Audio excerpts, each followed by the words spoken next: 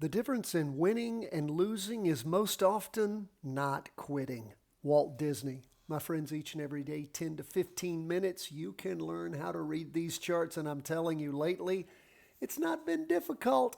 Look at what has been going on with the S&P 500, of course, and the NASDAQ 100.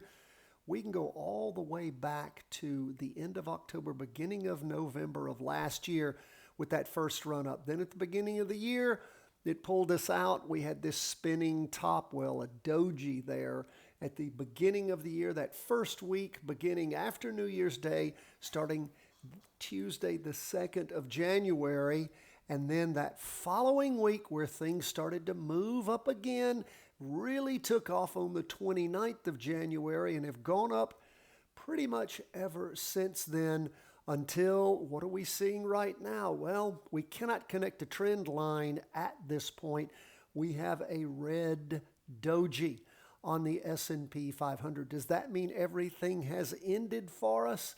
No, it doesn't, but it is telling us that something is happening. We saw a spinning top last week with all this volume, and this week we see a doji. Now, the market could be doing what it did back on the 2nd of January. After a big run up, it could digest it for a week or two and then start up again. Hell, they're printing money like it is a fire sale. But that doesn't mean that the market is necessarily coming to a close. When you inflate the hell out of the currency, you of course would expect prices on goods or the value of real things to go up, a percentage as to the amount of extra money they've thrown in the system, backed by nothing. So that is the way the Roman Empire did it. That's the way the Weimar Republic did it. That is the way we are doing it. No new taxes. We'll just print money like drunken sailors. Although I tell everybody, all the drunken sailors I ran into when I was in the Marine Corps, they had to stop spending when they ran out of money. Here, we just keep spending and print more money. But what this shows us right now is we do have a big slowdown.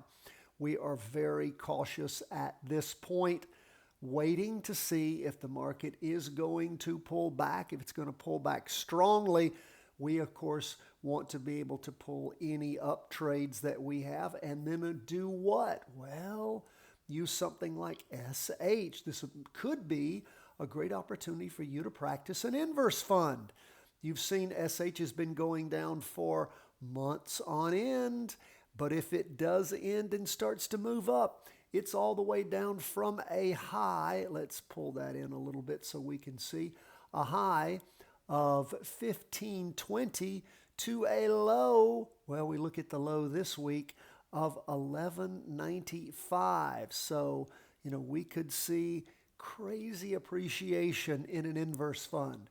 Might be worth it. So we'll pay close attention, give you something else to practice trade there. Learn a little bit on how to make money in your practice trades when the market crashes, when everybody's running for the hills, panicked with their hair on fire.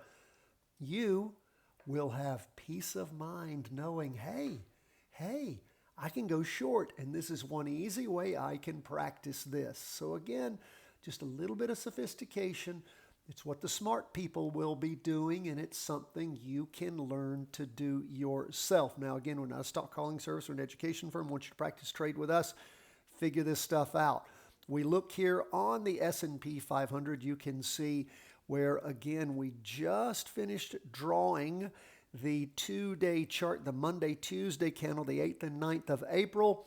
We have a red spinning top. Don't have as high a volume as we had on the prior doji on that two-day chart. We look at where we are on the half-day. Look at all those volatility swings, all of that movement up and down, small candles with long wicks on either side. So pay attention. Let's see where things are going. Now, for the day, the S&P was up 0.12%, so just a little over 0.1%. What about the NASDAQ 100? Well, it is sitting just below, again, last week a doji, this week a doji forming. It was up 0.37%. We look at the two-day chart. We have, again, a little spinning top, red, a little bit of red movement down on the candlestick with a wick several times the width of the body, and of course a doji in the morning, doji in the afternoon on Tuesday below the weekly trend line on the half-day chart too. So again, very cautious in what is going on here. Is the market petering out, or is it just digesting the prior gains, getting ready to crank up again? Can't make that call yet. What's up with bonds? Bonds swung up today, 0.93%. Now, we see that we have, 3 down candles here. And again, that's on the 2-day chart showing a 6 days of down movement. You can see it reflected on the half-day chart and this latest little pop up. Again, we don't really have a call to make here. We were hoping for, some interim high followed by a reverse. That took a long time in coming. We finally saw, a match with above average volume last week. Again, that could be portending more down movement or maybe not. We've not had any volume confirming anything for many weeks. So we've been ambivalent on where 20-year U.S. Treasury bonds are. We're just watching, waiting, seeing, and it doesn't surprise me that it was down for a couple of days and then popped back up, just swinging irregularly. That's why, of course, we can't chart it. What's up with gold? Up again today, my friends. Jumping into that gold move, whether you got in when things first started taking off, you waited on all that volume to signal the way.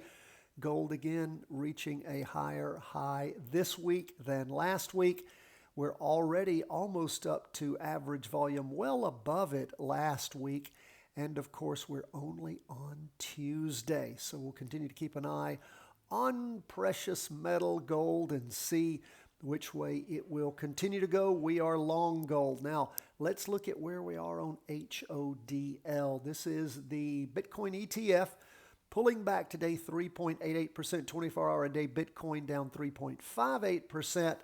Again, my hope is that we'll see Bitcoin go red on the weekly candlestick to give us some kind of reset so that we can look for a good reason that's backed up by the charts for jumping into any new up moves in Bitcoin. Right now, trying to jump in or out is a hard one at this point. We had, of course, that record Bitcoin high. The ETF reached 83.36.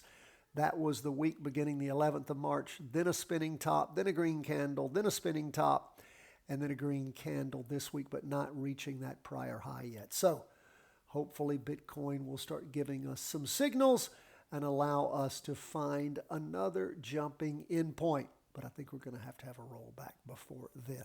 That's where we are, folks. Thank you so much for being with us. Always love to hear from you. CW@chartingwealth.com. God bless, my friends. All the best from the whole team at Charting Wealth World Headquarters.